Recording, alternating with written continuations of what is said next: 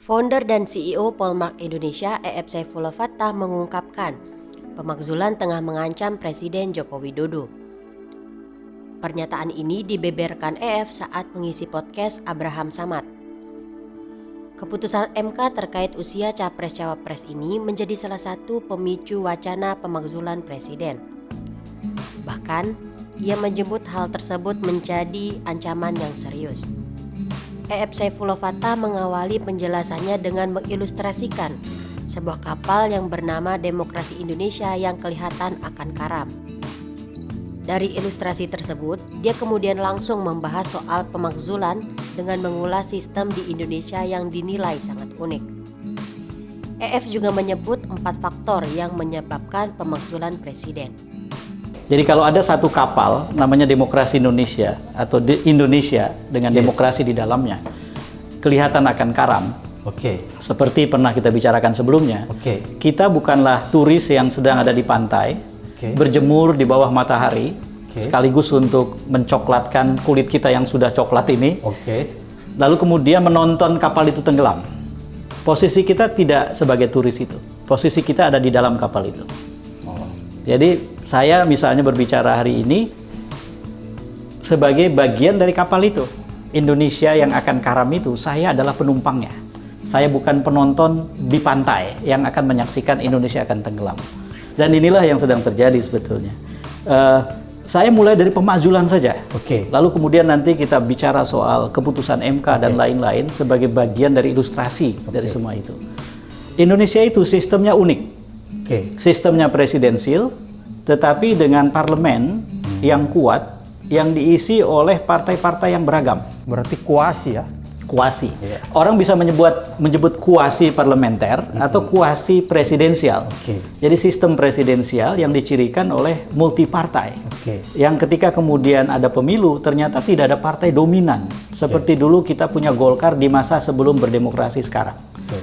Tidak ada fenomena ada satu partai pengendali yang begitu kuatnya daya kendalinya sampai kemudian apapun yang menjadi arah kebijakannya akan jadi kebijakan parlemen dan mau tidak mau akan kongruen sama dan sebangun dengan kebijakan presiden. Tidak ada cerita itu. Nah karena itu barangkali kita bisa menengok kasus-kasus pemakzulan di Amerika Latin. Apa sebetulnya yang bisa membuat presiden di Amerika Latin dalam sistem presidensial multipartai itu jatuh? Di-impeach kalau istilahnya. Di-impeach. Nah, ternyata ada 4 faktor yang paling penting. Faktor yang pertama adalah terbukti ada skandal yang terverifikasi secara hukum dan politik menyangkut langsung pada presiden. Itu yang pertama. Kalau kemudian kita bisa membuktikan bahwa memang ada skandal, ada kekeliruan serius dan mendasar, ada pelanggaran, penyelewengan kekuasaan yang bisa dibuktikan dan berkaitan langsung dengan presiden adalah pelakunya, itu sudah tersedia faktor yang pertama.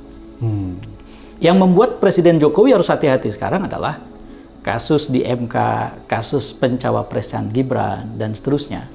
Itu bisa kita diskusikan sebagai faktor pertama. Faktor yang kedua, kegagalan kebijakan yang dirasakan secara nyata. Nah, nanti kita bicara khusus nih. Karena selama ini kan survei meninabobokan publik dengan mengatakan kepuasan di atas 70%, kepuasan di atas 80%. Approval rating Jokowi 80%. Sampai ada tokoh satu partai yang mengusulkan agar Gibran Rakebuming ditambahkan nama Jokowi di belakangnya.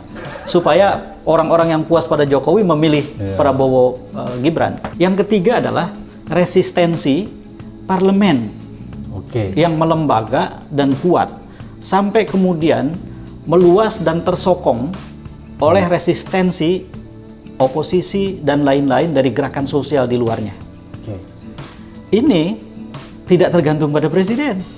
Benar bahwa presiden itu mengendalikan partai begitu rupa dengan cara memberikan mereka kedudukan di dalam pemerintahannya, dan dengan itu kemudian seolah-olah presiden bisa menjadi ketua dewan pembina semua partai serta-merta.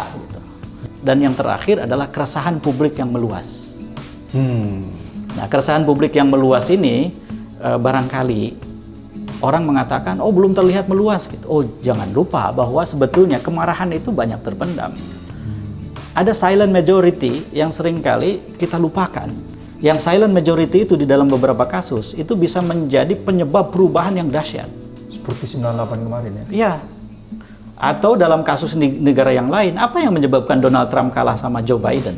Bukan Joe Biden yang sebegitu hebat, sebegitu muda dan seterusnya. Bukan, tapi ada silent majority yang tiba-tiba mengatakan enough is enough, saya tidak boleh lagi diam. Oke. Kalau mereka orang NU kira-kira fikih mewajibkan saya untuk memihak kali ini. Wah. Tidak lagi bisa saya netral gitu.